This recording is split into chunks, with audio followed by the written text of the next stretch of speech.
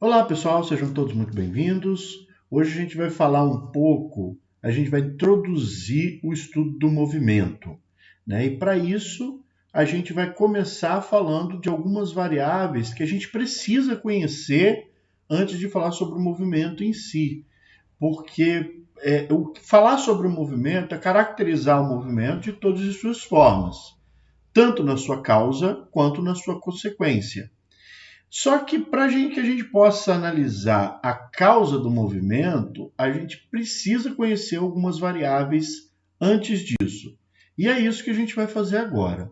Eu chamei esse tópico aqui de variáveis de movimento. Normalmente não é assim que os livros didáticos trazem, né? Porque eu não vou me deter sobre os detalhes acerca dessas variáveis, né? Eu vou falar aqui do que elas são, como que elas interagem, né? Então vamos lá. E a gente vai dividir aí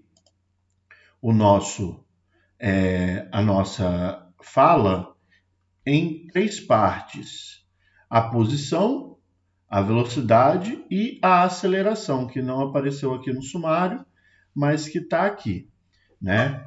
Bom, então vamos começar pela posição. Aqui nesse momento a gente vai falar só de posição, depois a gente vai falar só de velocidade, depois a gente vai falar só de aceleração. A posição, de uma maneira bem grosseira, assim, né? Ela é o lugar que um objeto ocupa no espaço. Então, assim, essa é uma definição bem grosseira, assim, para a gente poder começar a construir a nossa ideia. A descrição da posição, ela depende da natureza do movimento, né? Como assim? Bom, você tem movimento que é circular, você tem movimento que é vai e volta, né, que é o harmônico simples.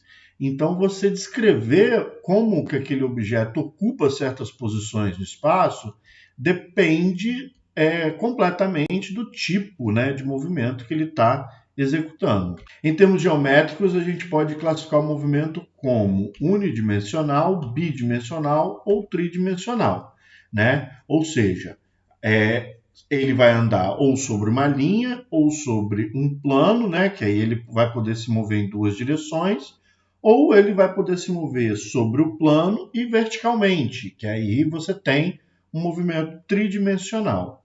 A gente vai começar trabalhando apenas com movimento unidimensional, tá? Para poder facilitar aqui a nossa vida. E a gente descreve a posição de um objeto através de uma estrutura da matemática chamada de função, né? A gente vai ter então uma função que depende do tempo. O que isso vai querer dizer? Que a gente vai poder mapear todas as posições possíveis do objeto com relação ao tempo. Ou seja, aonde que ele vai estar em cada instante de tempo. Né, que é o que eu acabei de falar aí, né, que o lugar que o objeto ocupa a cada instante, né, a gente vai poder mapear todas as posições dele em cada instante. Como eu falei no movimento unidimensional, o objeto vai se limitar a mover numa linha, então ele vai andar para frente ou ele vai andar para trás, né? Aqui a gente tem um eixo e aí, nesse sentido, é razoável a gente usar o x, né, para representar essa posição. Então, a gente vai falar de uma posição que é uma função x de t, né? Como que x, né? Como que a posição do objeto varia com relação ao tempo, x de t. Aí eu tenho uma bolinha, né, o que representa o meu objeto, que ele está lá na posição -4, né? Essa posição aí a gente vai chamar de posição inicial, ou seja, da onde ele está partindo. Neste caso, eu tenho o meu x de t, vai ser um x de zero, no instante inicial nosso possível é o instante zero, né? Então, o x de zero vai ser menos 4 centímetros. Agora, vamos considerar uma função dada por menos 4 mais 2t. Então, eu tenho lá, veja que a cada instante de tempo, eu vou ter um x diferente. Ou seja, o meu objeto está se movimentando e a cada instante de tempo a posição dele muda. Então, ó, a gente conhecendo a função, a gente pode descobrir as posições que esse objeto ocupa com o passar do tempo. Por exemplo, no instante inicial, que é para t igual a zero, eu vou substituir o zero lá no t, né? Eu quero x de zero. E aí, menos 4 mais 2 vezes 0, 2 vezes 0 é 0. Então, a minha posição inicial, menos 4 centímetros.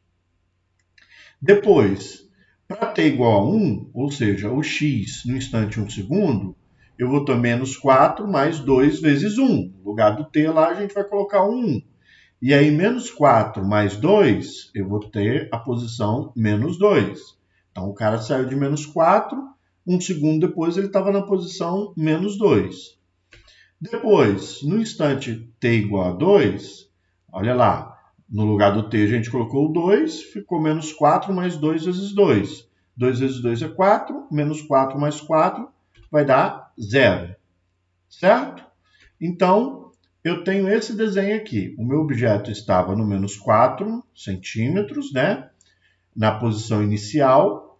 Um segundo depois, ele chegou na posição menos 2. Tá vendo aí? 2 segundos depois, ele chegou na posição 0. Repara, né, que ele está andando aí a mesma quantidade a cada instante de tempo, que é algo que depois a gente vai analisar quando a gente vai falar de velocidade, mas a gente pode fazer aqui dar um mini spoiler aqui, né? Veja que ele está andando para a direita, certo? Apesar dele partir de uma posição inicial negativa, ele está se deslocando para a direita. E ele está se deslocando 2 centímetros a cada segundo. Repare, de menos 4 a menos 2, ele andou 2 centímetros. De menos 2 até 0, ele andou mais 2 centímetros. Então, esse cara aqui, ele provavelmente tem uma velocidade que não muda, né? Porque a cada 1 segundo, ele está andando 2 centímetros. E, além disso, eu espero, né, associar essa velocidade com o sentido do movimento dele, coisa que a gente vai ver depois. Bom, então esse aí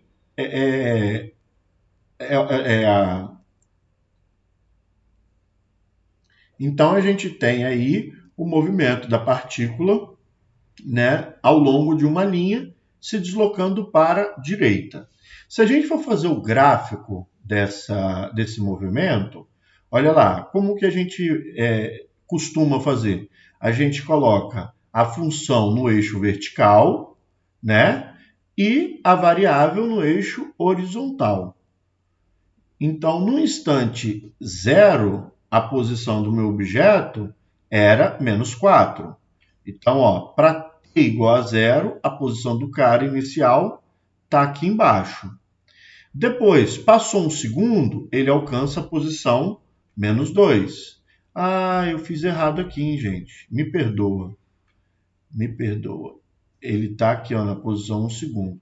Como agora eu não tenho como consertar, né, vai assim mesmo. Que aí provavelmente no instante t igual a 4, né, ele ficou no 0.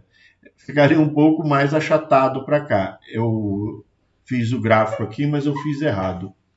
E aí eu vou ter uma linha, né, que liga esses pontos. E não é necessariamente do movimento que a gente acabou de ver, mas a ideia para a construção do gráfico é a mesma.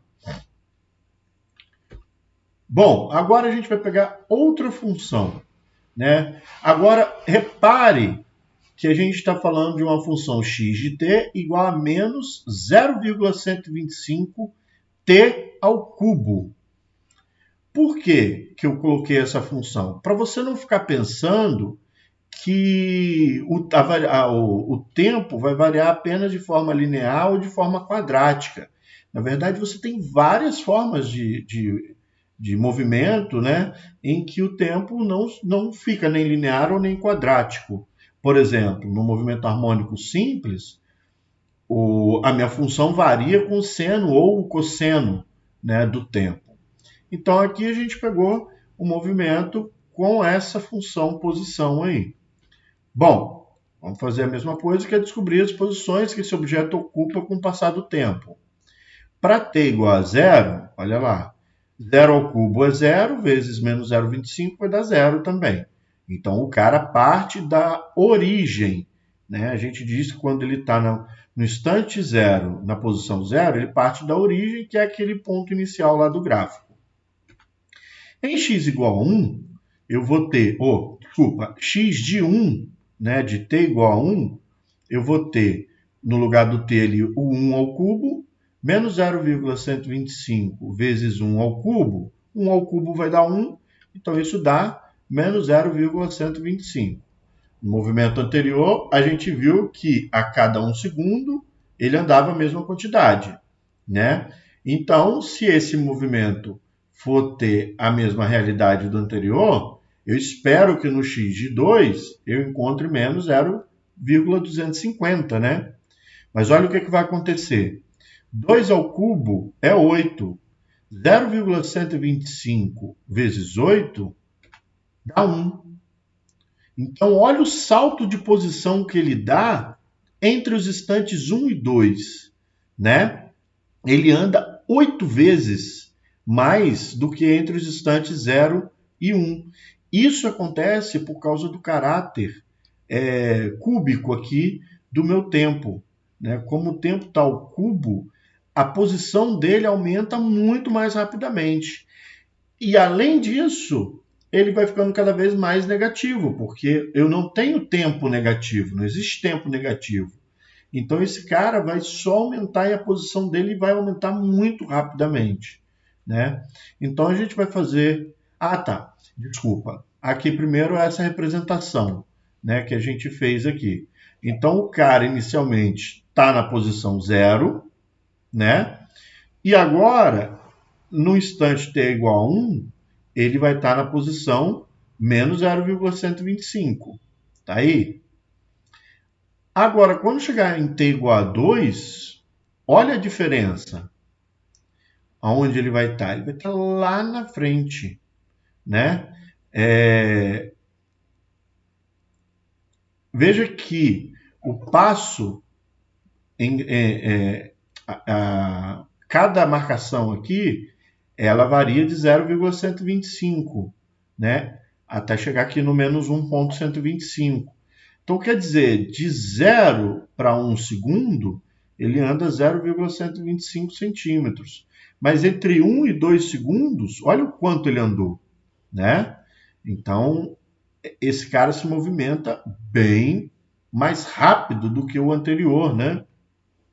E mais do que isso, repara o seguinte, aqui esse cara está se movendo para a esquerda. Ele está se movendo para a esquerda. O que tem de diferente entre os dois movimentos? Eu vou voltar um pouquinho, mas vai valer a pena. Aqui a minha função posição, o termo que acompanha o tempo, ele é negativo. Tá vendo? E lá no meu movimento anterior, o termo que acompanha o tempo, aqui, ó, ele é positivo. Então, quem vai indicar o sentido do movimento é exatamente este termo. Se ele é positivo, o objeto anda para a direita. Se ele é negativo, o objeto anda para a esquerda. Isso, claro, para o movimento aqui unidimensional, tá, gente? Até no bidimensional também vai ser assim, no tridimensional. Mas em outros tipos de movimento, como harmônico simples, enfim, aí vai ser diferente.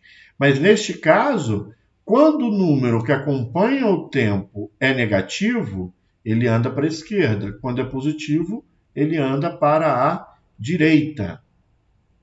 Bom, fazendo gráfico aí também, olha, aqui eu tive que botar um passo... Não, botei também de 0,125, né? 0,125 e 0,125. Então, vamos lá. Para t igual a zero, a posição também é zero. Então, olha, a gente chama de ele parte da origem exatamente porque ele está aqui, ó, né? Onde os eixos coordenados se cruzam. Para t igual a 1 segundo, ele está na posição menos 0,125. Né? Foi isso que a gente acabou de ver. E para t igual a 2, ele vai estar lá embaixo, na posição -1. Tá vendo? Então, olha a diferença aqui de quanto ele caminha em cada um desses instantes, né? 0 segundos, 1 segundo, 2 segundos cá embaixo. E aí, quando a gente vai ligar esses dados, a gente tem aí uma curva, né, típica de t ao cubo, né? Então, essa aí é a posição, certo, galera? Então, como que a gente descreve a posição do objeto em um movimento? Em geral, um movimento unidimensional. Aí você pode ficar perguntando, mas pô, professor, e o bidimensional, tridimensional? Bom, para a gente estudar esses movimentos, a gente vai precisar de uma outra característicazinha que a gente chama de vetores. E aí, por isso que a gente não vai falar nesse momento aqui, né? Nesse momento, o que a gente tem agora é suficiente para a gente descrever a posição de um objeto. Ok? Então, espero que vocês tenham gostado e até a próxima.